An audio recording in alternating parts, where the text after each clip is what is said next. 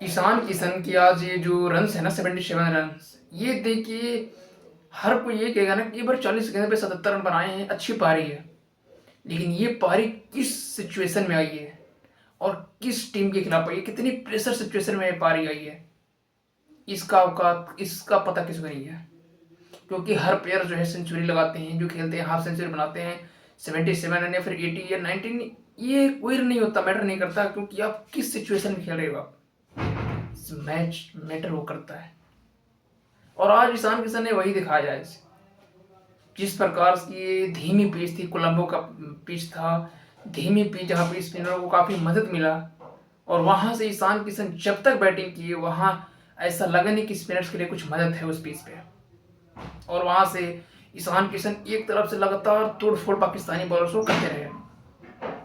पहला ओवर में कप्तान उनके सलमान अली आगा आए और वहां से पहली ओवर में अभिषेक शर्मा का आउट किए, 1 रन पे भारत का स्कोर 1 विकेट हो चुका था।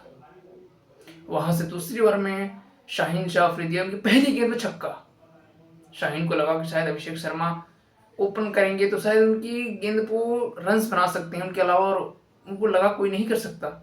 और जो छक्का मारने की सिलसिला अभिषेक शर्मा की पहली गेंद पे, वो शायद दूसरे बैट्समैन में नहीं होगी। लेकिन ईशान किशन ने कहा रुको जरा, अभी अगर छोटा भाई आउट हो गया तो क्या होगा, भी बड़ा है, अभी ईशान किशन खड़ा है पिच पे। और ईशान किशन ने वही किया जो अभिषेक शर्मा शाहीन शाह अफरीदी के सामने करते आए हैं।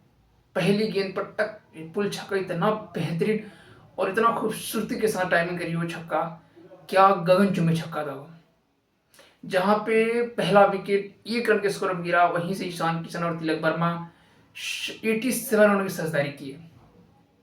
87 रन की साझेदारी में ईशान किशन ने 77 रन किए, और सिर्फ 10 रन जो था वो अदरवाइज आए, जो तिलक ने बनाई और जो वाइड बाइक कर लेंगे आप, तो 10 रन बनाए वो। और ईशान किशन वहीं से मैच एक तरफा मोड़ दी, क्योंकि इस पिच पे 120 और 30 रन जो टीमें डिफेंड और चेस कर सकती थी, उस टीम को 175 रन तक पहुंचाए। और इसमें पूरा का पूरा जो योगदान था वो ईशान किशन का था, क्योंकि भारतीय टीम 8 ओवर में 82 रन पर थी, जहां पे ईशान किशन 72 बना खेल रहे थे। आप अमेजिंग कीजिए, जहां पे काफ़ी तारीफें हो रही थी पाकिस्तानी स्पिनर्स की, काफ़ी बातें हो रही थी कि क्या भारतीय टीम इस पिच पे पाकिस्तानी स्पिनर्स को कैसे खेल पाएंगे, क्योंकि इससे पहले यही सारे क्वेश्चंस थे, क्योंकि भारत स्पिनर्स के विरुद्ध इतना अच्छा नहीं कर पा रहा था पिछले कुछ मैचों से देखे तो आप। लेकिन कल जिस प्रकार से ईशान किशन ने बैटिंग करी, लाजवाब, वेल प्लेड ईशान किशन।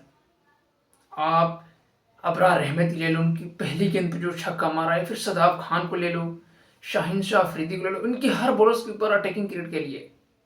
और इसी के वजह से था जब ईशान ने 40 गेंद पर 77 रन बनाकर आउट हुए, वहां से भारतीय टीम 200 रनों का लक्ष्य देख रही थी। लेकिन जिस प्रकार के कंडीशंस था, जिस प्रकार की पिच थी, वहां पे ये रन बनाना बहुत ही ज्यादा मुश्किल था।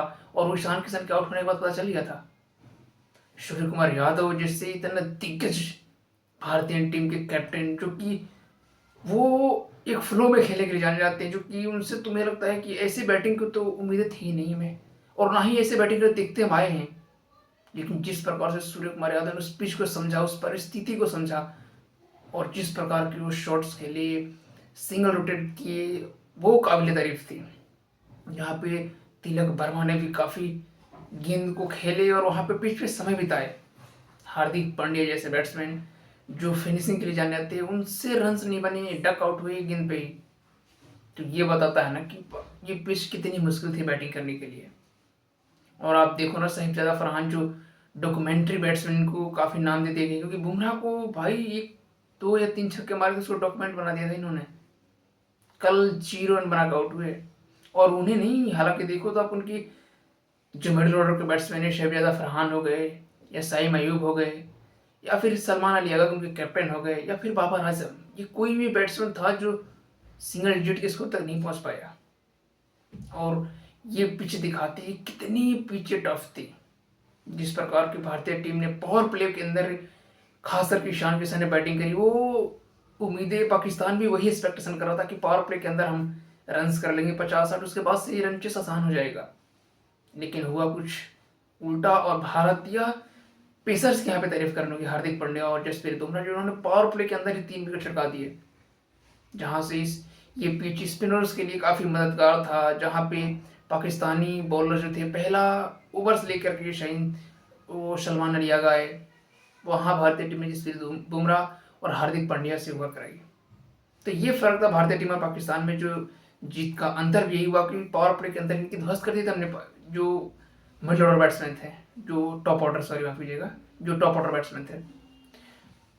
तो ये पिच इतना बहुत ही मुश्किल था, और यहाँ पे जिस प्रकार की कंडीशंस थी स्पिनर्स के लिए, और भारतीय टीम की जो बॉलिंग उठी वो तो क्या कमाल की बॉलिंग उठी है। क्योंकि जब पाकिस्तानी स्पिनर्स इतना दबाव बना सकते हैं इंडियन बैट्समैन के ऊपर, जो कि इंडियन बैट्समैन जो है वर्ल्ड में नंबर 1 बैट्समैन है भाई, देखें ना 7-8 नंबर तक हमारे पास बैटिंग लाइन है, अक्षर पटेल तक। तो इस पिच के ऊपर हमारे ऊपर इतना प्रेशर था, तो सोचो पाकिस्तान के ऊपर कितनी ज़्यादा प्रेशर थी। क्योंकि हमारे पास और क्वालिटी स्पिनर्स हैं, आप कुलदीप यादव को ले लो, वरुण चक्रवर्ती को ले लो, या फिर अक्षर पटेल को ले लो, तीनों ही हमारे क्वालिटी स्पिनर्स हैं।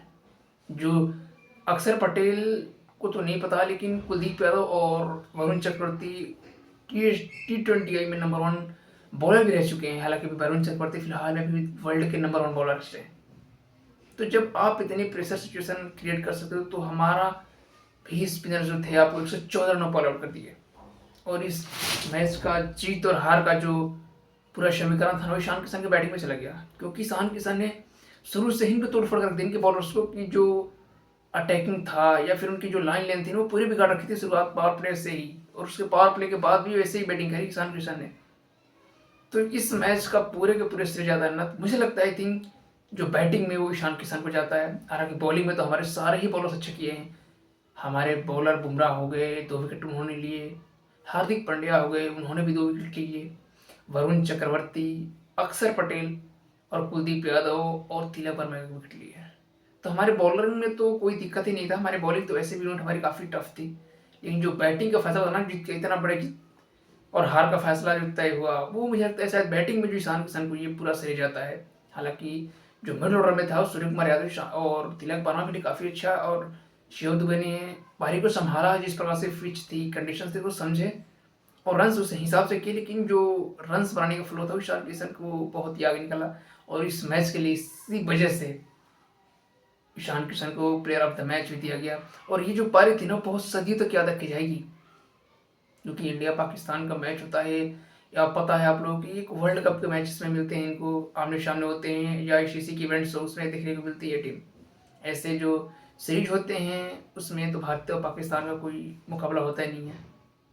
तो ये पारी बहुत सदियों तक याद रखी जाएगी। जिस प्रकार से विराट कोहली की एशिया कप में 183 रनों की पारी आई थी, वो पारी सदियों तक याद रखी जाती है, वैसे ये भी पारी सदियों तक याद रखी जाएगी। वर्ल्ड प्लेयर ईशान किशन और वर्ल्ड विन भाई भारत। सल्यूट है ऐसे भारतीय टीम को।